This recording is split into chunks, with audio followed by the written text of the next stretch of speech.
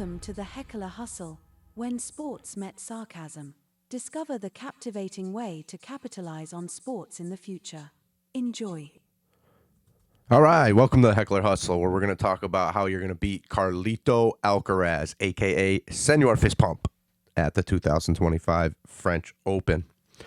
We're going to go over what you need to possess. Basically, you're going to need a flat, fast backhand. It's got to be flat, and it's got to be fast. Like, so flat that you never got out of your training bra flat. It's got to be from both wings. You're going to need a hard forehand. You're going to need a hard backhand. But what I want to talk about is its speed. It's not those RPMs like the Arthur Fees that we see, the Pesci Pericards, where the ball will kick up and bounce high. We're looking for flat backhands here, like the Hugo Humbert when he's indoors, flat backhand that can still get through the court. So let's go over some of the forehand and the backhand topspin speeds of people in the 2025 French Open here. Let's go over the forehand here.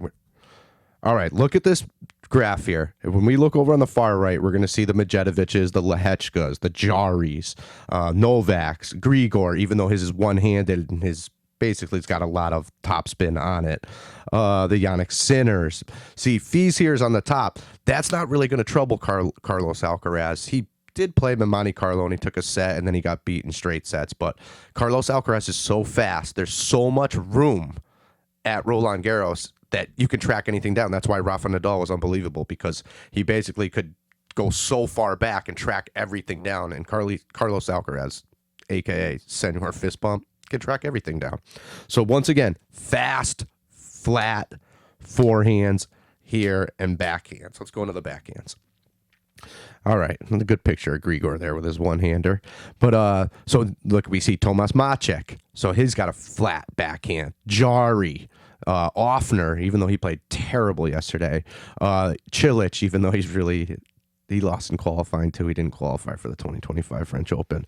But you got Zverev, like I said, Macek. You got Andrei Rublev, but not really that top spin.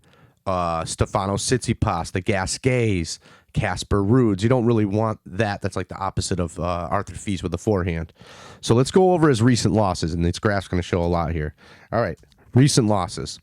Hard courts. Let's go into David Goffin beat him. David Goffin's got a hard, flat backhand. Draper, he's developed like a Rafa Nadal backhand. Lehechka with the speed. Djokovic, Zverev. Ruud and Dimitrov are kind of outliers because it was on hard courts, but you got Bocic, Van de Salp. You got Gael Monfils. Macek we just saw. Sinner, Hugo Humbert. Let's go over to the clays. We got Djokovic, who beat him recently twice. He beat him at a Roland Garros for the Olympics, even though it's on best of three, but he also beat him best of five. You have Jari, who won that really late night match somewhere in South America. I'm not sure where it was. But Rublev on clay, he's got that fast, flat backhand, and he's also got a wicked hard forehand. Runa, who beat him before he had to pull out of Barcelona. I believe he beat him in Barcelona, and then he pulled out of Madrid. And then Marozsan, who beat him in Italy, I believe. He's going to maybe face him in the second round. So let's just go through who will beat Senor Fist Pump this year at the French Open, if anyone, and it's not Carlos Alcaraz himself. That person's going to be the great one himself, Novak Djokovic.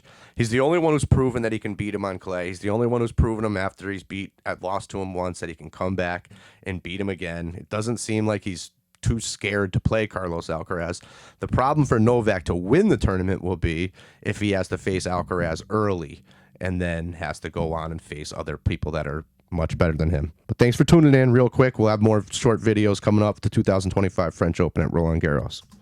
Thank you for tuning in to the Heckler Hustle, when sports met sarcasm. Discovering the captivating way to capitalize on sports in the future. Goodbye.